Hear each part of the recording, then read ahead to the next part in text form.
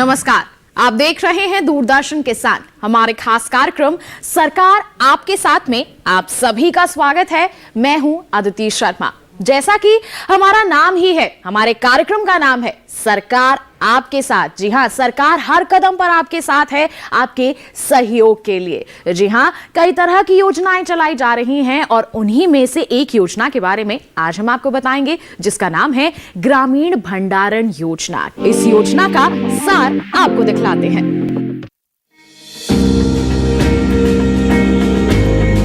हमारे देश में जब नई फसल आती है तो बाजार में उसके भाव काफी नीचे चले जाते हैं।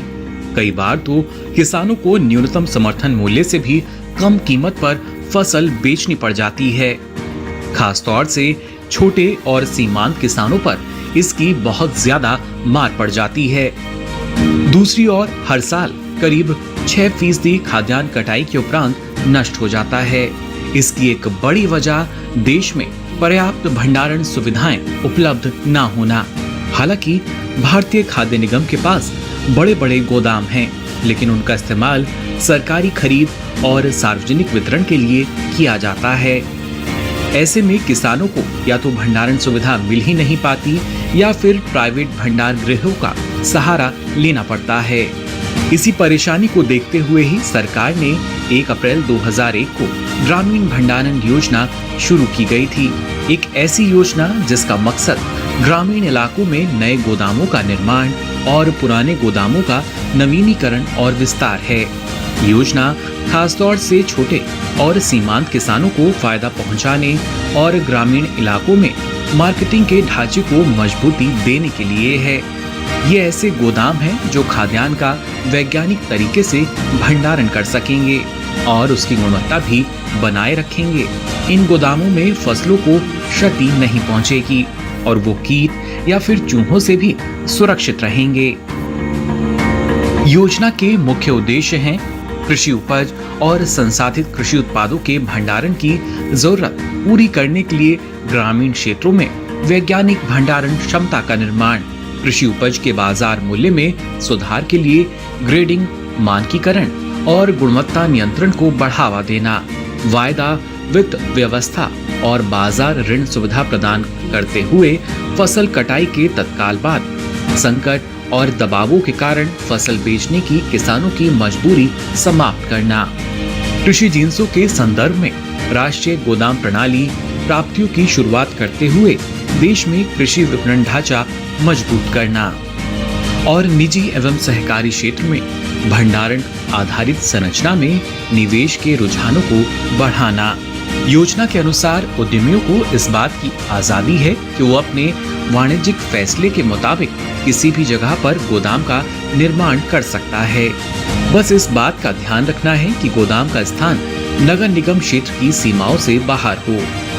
खाद्य प्रसंस्करण उद्योग मंत्रालय की ओर से प्रोन्नत फूड पार्कों में बनाए जाने वाले ग्रामीण गोदाम भी सहायता प्राप्त करने के हकदार हैं। गोदाम बनाने की कुछ शर्तें भी हैं, जैसे गोदाम का निर्माण केंद्रीय लोक निर्माण विभाग या राज्य लोक निर्माण विभाग के निर्देशों के अनुसार होगा।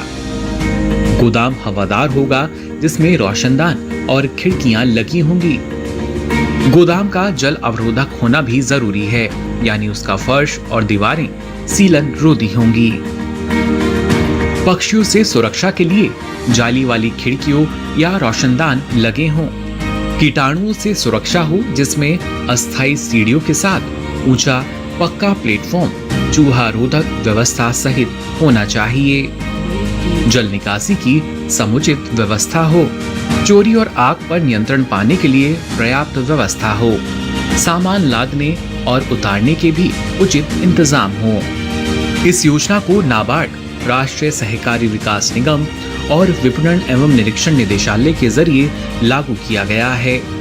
किसान आसानी से गोदाम बना सकें, इसके लिए सब्सिडी की भी व्यवस्था है। किसानों को गोदाम बनाने की लागत में 25%, जबकि पूर्वोत्तर राज्यों, पहाड़ी इलाकों और अनुसूचित जाति जनजाति से संबंधित किसानों के लिए ये छूट 33.3% है। वहीं एकल व्यक्तियों, निगमों और कंपनियों के लिए छूट 15% है। तो ये योजना क्या है, इसके बारे में तो आपने जाना। अब आप इससे जुड़ कैसे सकते हैं, क्या प्रक्रिया आपको अपनानी है, बताएंगे आपको, लेकिन एक छोटे से ब्रेक के बाद। कहीं मत जाइए, देखते रहिए हमारा कार्यक्रम सरकार आपके साथ और बने रहिए दूरदर्शन किसान पर।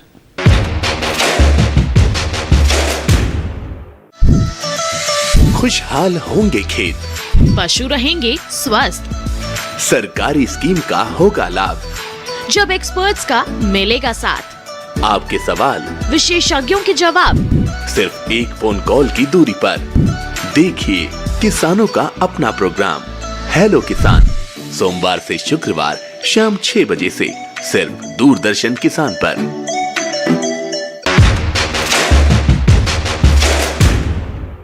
ब्रेक के बाद दूरदर्शन किसान के कार्यक्रम सरकार आपके साथ में आप सभी का फिर से स्वागत है।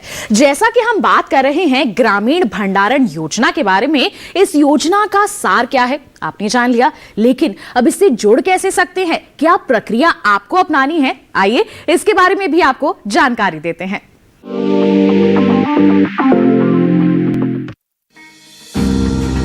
ग्रामीण भंडारण योजना के अंतर्गत 1000 टन या उससे अधिक क्षमता ग्रामीण गोदाम आवेदन के समय ये वचन देने पर ही पात्र होंगे कि वो परक्राम्य माल गोदाम रसीद प्रणाली को लागू करेंगे।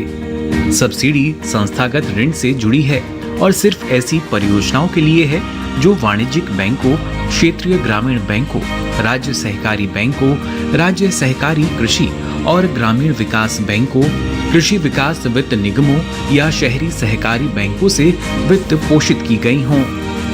परियोजना लागत का 50% पूर्वोत्तर राज्यों, पहाड़ी इलाकों, महिला किसानों या उनके स्वयं सहायता समूहों, सहकारी समितियों, अनुसूचित जाति और अनुसूचित जनजाति के उद्यमियों या उनके स्वयं सहायता समूह के लिए है। कोई अकेला व्यक्ति या किसान या उत्पादक समूह या निजी फर्म परियोजना शुरू कर सकती है। साथ ही गैर सरकारी संगठन, स्वयं सहायता समूह या फिर कंपनी भी इसकी पात्र हो सकती है। इनके अलावा निगम, सहकारी संगठन, परिसंघ और कृषि उपज विपणन समितियां भी सब्सिडी की हकदार हैं। गोदाम की क्षमता का फैसला उद्यमी खुद करेगा, लेकिन सब्सिडी के लिए गोदाम की क्षमता 100 टन से कम और 30,000 टन से ज्यादा नहीं होनी चाहिए। 50 टन क्षमता तक के ग्रामीण गोदाम भी विशेष मामले के रूप में सब्सिडी के पात्र हो सकते हैं।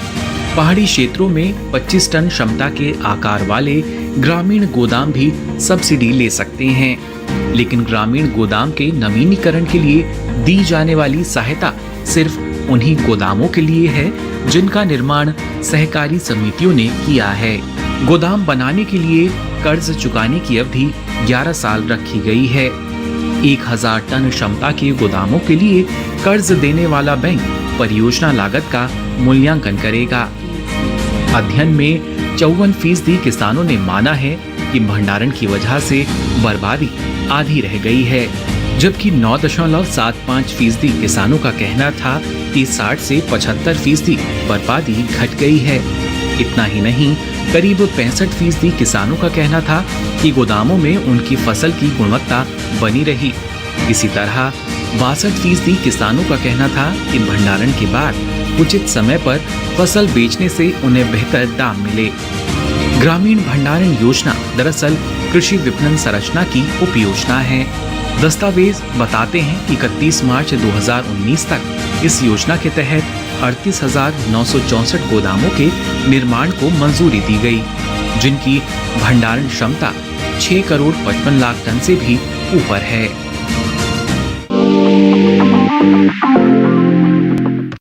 तो पूरी प्रक्रिया आपने जान ली ना। अभी भी कई सवाल आपके मन में होंगे, उनके जवाब आप तक हम जरूर पहुंचाएंगे, लेकिन एक छोटे से ब्रेक के बाद। कहीं मत जाइए, देखते रहिए हमारा कार्यक्रम सरकार आपके साथ और बने रहिए दूरदर्शन किसान पर।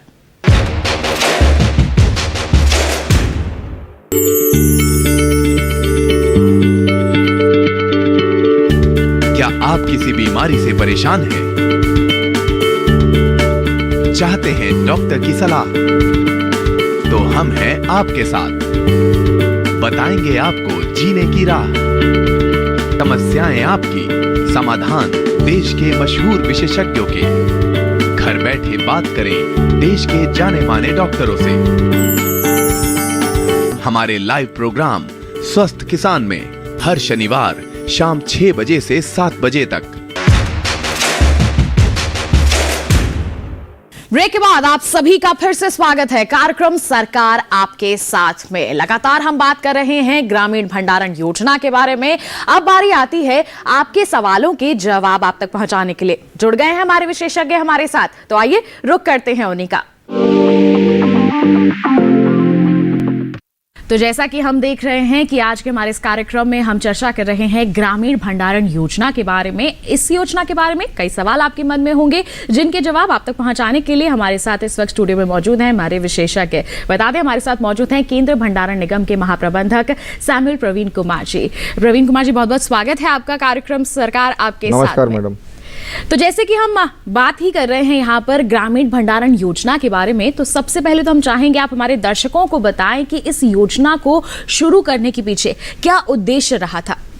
मैडम, ये ग्रामीण भंडारण योजना, इसकी मुख्य उद्देश्य ये है कि फसल उपरांत जो उत्पाद किसान बेचने के लिए मार्केट ले आते हैं, एपीएमसी, एएमसी, उनको उचित मूल्य ना प्राप्त होना और जिसके वजह से उनको बिक्री करना पड़ता है अपना उत्पाद बहुत ही कम मूल्य में। तो सरकार का प्रयास ये रहा है कि अगर उनको वैज्ञानिक भंडारण सुविधाएं अगर प्राप्त करा सकते हैं तो वो अपना अनाज बिक्री जो है मजबूरी में ना करके जी उसको भंडारण करके और जब भी उचित मूल्य उनको प्राप्त होता है तब उससे उनको सुविधा हो जाती है। तो वो वहाँ पर भंडारित करके रख सकते हैं। उन्हें किसी भी दाम में यहाँ पर बिकवाली करने की जरूरत नहीं होगी। उनके पास एक निश्चित जगह होगी जहाँ पर वो भंडारित करके रख सकते हैं। देखिए, काफी अच्छे उद्देश्य के साथ इस योजना की शुरुआत की गई है। हम कह सकते हैं हमारे किसानों की मदद के लिए हमारी सरकार ने एक अहम कदम उठाया है। तो ऐसे में आपसे जानना चाहेंगे कि हमारे जो किसान हैं, जैसे आपने कहा कि भंडारण कर सकते हैं, एक वेयर हाउस बना सकते हैं, तो ऐसे में क्या प्रक्रिया रहती है? हमारे किसान क्या कर सकते हैं, कैसे जुड़ सकते हैं इस योजना से? सरकार के तरफ से राज्य सरकार या केंद्र सरकार बहुत सारे संगठन हैं, जैसे CWC, SWC जी, ग्रामीण भंडारण योजना के तहत वो भी गोदाम बना सकते हैं जी। खुद किसान आगे आके अपना खुद के गोदाम भी बना सकते हैं। लेकिन वो एक WDRA नॉर्म्स जिसको बोलते हैं, एक संगठन है भंडारण विकास एवं विनियामक प्राधिकरण, जिसके तहत कुछ नॉर्म्स दिए गए हैं। उस नॉर्म्स के तहत भंडार गृह का निर्माण होना चाहिए। जी बिल्कुल। तो यहाँ पर हमारे जो किसान हैं वो संगठनों के साथ मिलकर भी यहाँ पर भंडार गृह का जो है यहाँ पर निर्माण करवा सकते हैं, कर सकते हैं, और साथ ही साथ हम कह सकते हैं स्वतः भी इस योजना से जुड़कर लाभ ले सकते हैं। हमारे किसानों को किस तरह की यहाँ पर आर्थिक सहायता दी जाती है जानेंगे हमारे विशेषज्ञ से, लेकिन हमारे किसान भाई जुड़ गए हैं, उनके मन में एक सवाल है, वो हम जान लेते हैं। ग्रामीण भंडार योजना क्या है और इससे हम कैसे जुड़ सकते हैं, इसके लिए क्या क्या डॉक्यूमेंटेशन की जरूरत पड़ेगी? जी बिल्कुल। तो देखिए, जिस बारे में हम चर्चा कर रहे थे यहाँ पर कि ये योजना क्या है, कैसे हमारे किसान जुड़ सकते हैं, इस बारे में क्या कहेंगे आप? अगर किसान भाइयों के पास जमीन है और वो वहाँ पे भंडारण बनाना चाहते हैं तो नाबार्ड द्वारा ये जो स्कीम है जिसमें सब्सिडी दिया जाता है सरकार की तरफ से 25% जी गोदाम बनाने के लिए, ये नगर निगम के बाहर इलाकों में है। जैसे कि नाम है ग्रामीण भंडारण योजना। ग्रामीण इलाकों में वैज्ञानिक जो क्षमता है, भंडारण क्षमता, उसको बढ़ाने के लिए ये योजना लाई गई सरकार द्वारा जी। तो इसमें ना केवल सरकारी संस्थाएं बल्कि किसान जी और व्यक्तिगत रूप में जो बिजनेसमैन हैं वो भी ग्रामीण भंडारण योजना के तहत भंडारण क्षमता बना सकते हैं। लेकिन सब्सिडी जो है किसानों के लिए 25% और रिमोट एरियाज जैसे नॉर्थ ईस्ट, वहाँ उनके लिए 33.3% मिलता है। जी, तो हमारे किसानों को जैसे आपने कहा कि 25% यहाँ पर अनुदान दिया जाता है, और अगर हम पूर्वोत्तर क्षेत्र की बात करें तो 33.3% के आसपास यहाँ पर जो सब्सिडी है दी जा रही है। क्या इतनी ही सब्सिडी हमारे जो पहाड़ी क्षेत्र हैं उनमें भी दी जा रही है, या फिर पहाड़ी कुछ इलाकों अंतर है? में भी उनको ज़्यादा सब्सिडी दिया जाता है, और अनुसूचित जाति के जो वर्ग हैं जी। उनको भी ये 33.3% सब्सिडी स्कीम में जी। गोदाम बनाने के लिए उनको परमिशन दिया जाता है। केंद्र सरकार द्वारा इतनी महत्वाकांक्षी योजना की शुरुआत यहाँ पर की गई है कि हमारे किसानों को जो फसल की कटाई के बाद नुकसान उठाना पड़ता था, कम मूल्य पर अपनी फसल की बिकवाली करनी पड़ती थी, उससे निजात मिल सकता है। तो देखिए, आप इस योजना से जुड़ सकते हैं, कई फायदे हैं इसके। अब बस आपको आगे अपना कदम बढ़ाना है। सरकार इसमें आपकी आर्थिक मदद भी कर रही है। कितनी अनुदान राशि आपको दी जा रही है, हमारे विशेषज्ञ ने इसके बारे में अभी आपको जानकारी दे दी है। एक और किसान भाई हमारे साथ जुड़ गए हैं, उनके मन में भी कुछ सवाल है इस योजना को लेकर, आइए जान लेते हैं।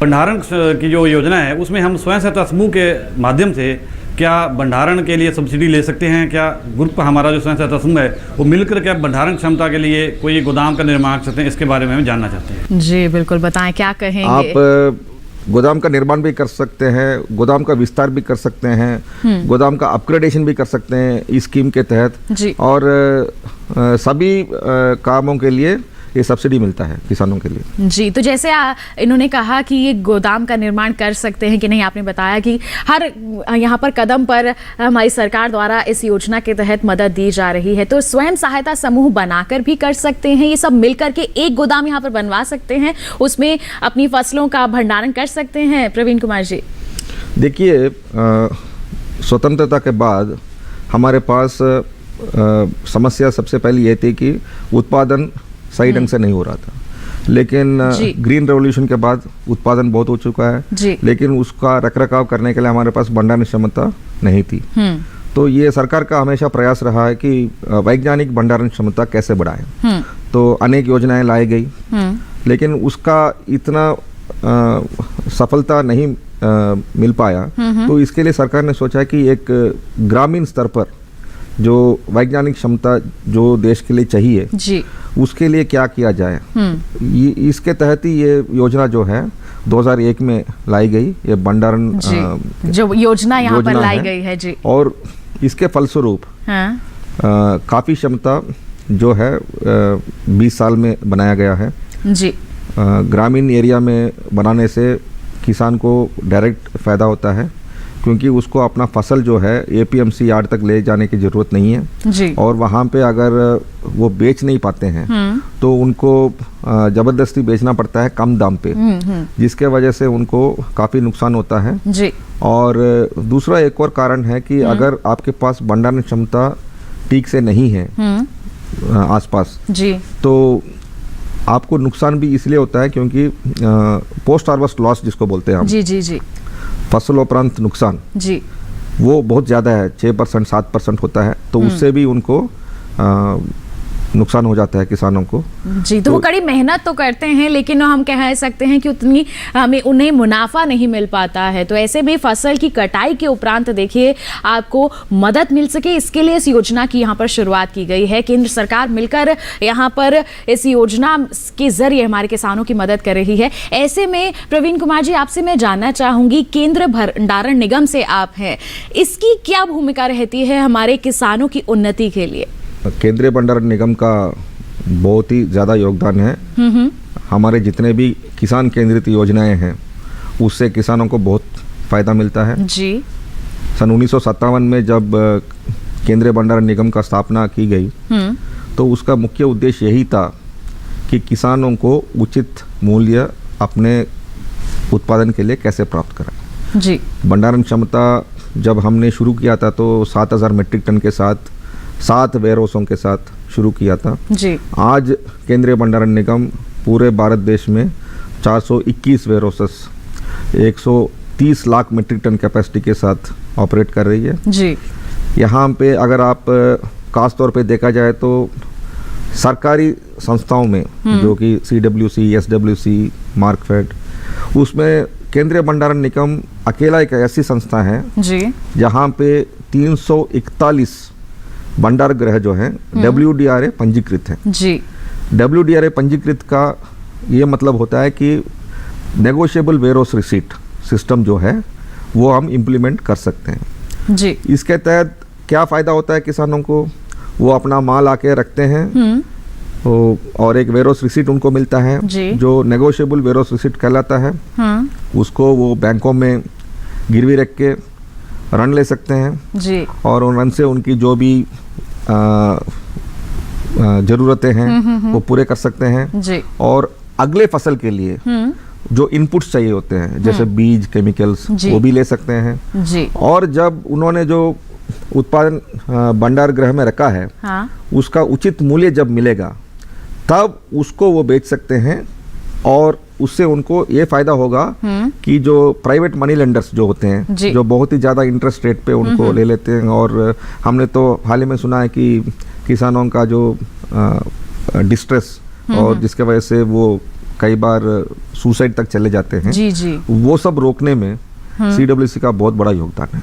जी बिल्कुल। तो देखिए इस दिशा में बहुत ही अहम कार्य यहाँ पर किए भी जा रहे हैं और आगे हम उम्मीद करते हैं कि हमारे किसानों के सहयोग के लिए केंद्र भंडारण निगम यूं ही कार्य भी करता रहेगा। एक और हमारे किसान भाई जुड़ गए हैं, उनका क्या सवाल है आइए जान लेते हैं। अपना वेयर हाउस लगाना चाहें तो वेयर हाउस लगाने के लिए हमें किस किस तरीके के प्रक्रिया से गुजरना पड़े और उसमें हमें सरकार की क्या क्या सहायता प्राप्त हो सकती है? जी, तो हमारे किसान लगाना चाहते हैं वेयर हाउस, क्या कहेंगे आप प्रवीण? आपको जो भंडारण प्रोजेक्ट है उसका अप्रूवल तो आप लोकल अथॉरिटी से ले लेंगे और आपका क्लियर टाइटल होना चाहिए।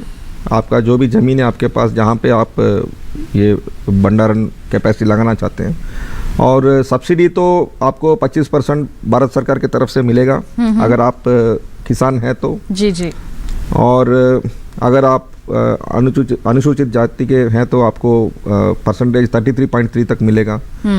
और वेयर हाउस भंडारण क्षमता जो है निर्माण के बाद उसका इंस्पेक्शन भी होता है जी। और अगर एज पर नॉर्म्स आपने उसको कंस्ट्रक्ट किया है, क्योंकि वो जरूरी है नॉर्म्स के तहत ही कंस्ट्रक्ट करना। तो क्या नॉर्म्स रहते हैं, क्या सावधानियां हैं यहाँ पर हमारे जो अभी भंडार गृह बना रहे हैं उनको ध्यान में रखने की जरूरत होती है? मैडम, एक वैज्ञानिक भंडार गृह अगर आप देखेंगे तो उसमें ये जो प्लिंथ लेवल होता है वो कम से कम 2.5 फुट से ऊपर होना चाहिए ताकि उसमें बाढ़ के टाइम पानी ना आ जाए और चूहों का आना जाना ना रहे जी।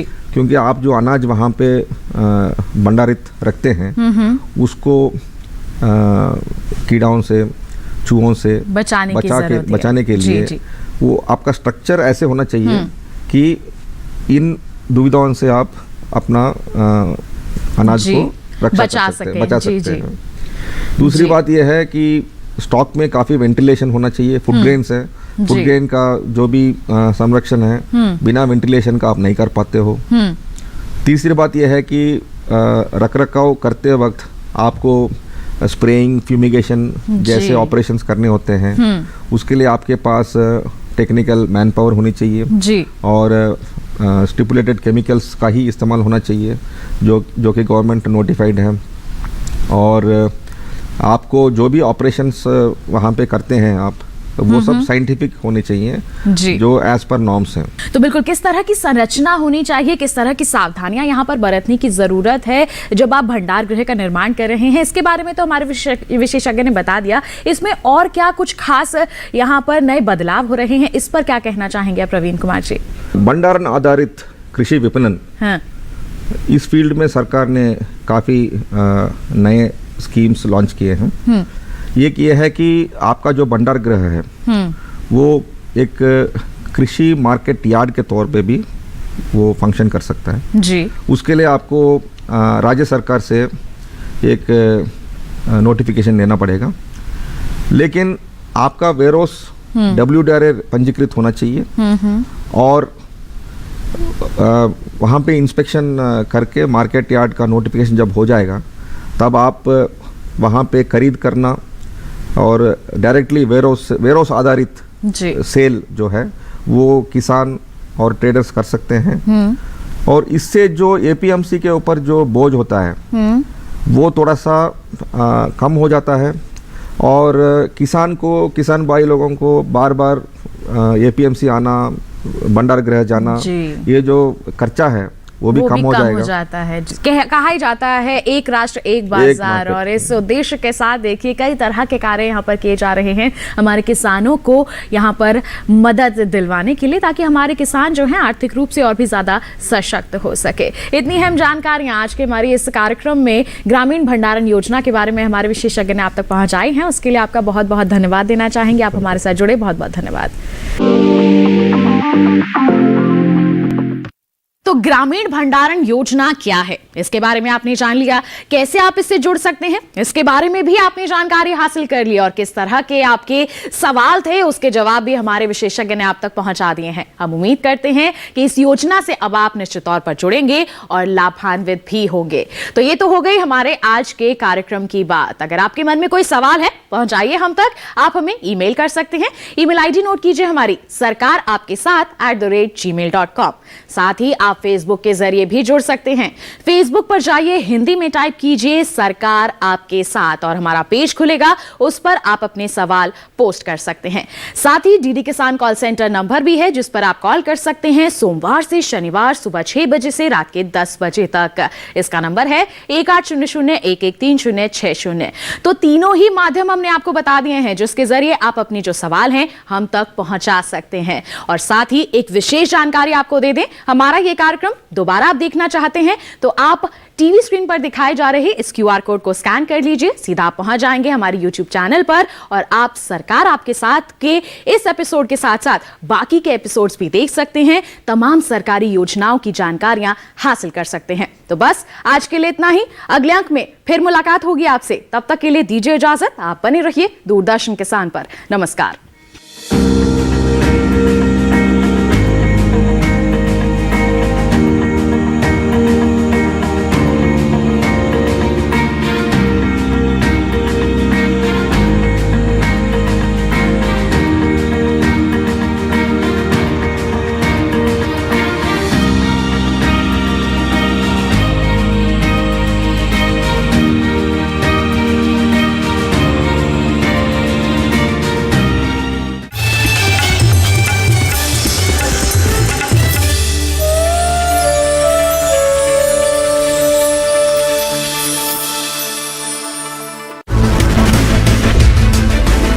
एड्स जो फैलता है तेजी से